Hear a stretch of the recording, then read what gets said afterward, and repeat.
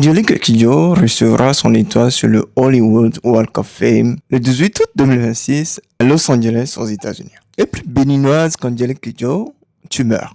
Il n'y en a pas. Tu vois, Angélique Kidjo, c'est une histoire qui a commencé depuis les années 90. C'est-à-dire, depuis 1994, elle envoyait déjà du lourd, du très très lourd.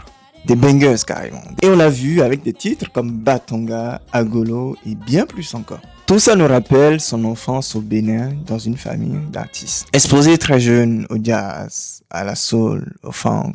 Tu vois, quand on regarde les œuvres d'Angélique Kidjo, il est presque impossible de ne pas penser à Nina Simone. Alors, c'est pas tout à fait le même style musical. Nina, c'est plus du jazz, du blues, du folk. Alors que Kidjo, c'est d'abord de l'afro-pop fusion, du funk, du jazz un peu, et j'en passe. Mais toute la ressemblance se trouve dans l'attitude. La manière de s'affirmer, de se montrer, son style, son apparence, ses manières de danser, ça dit tout. Tu peux ne pas du tout aimer, mais justement, c'est le but.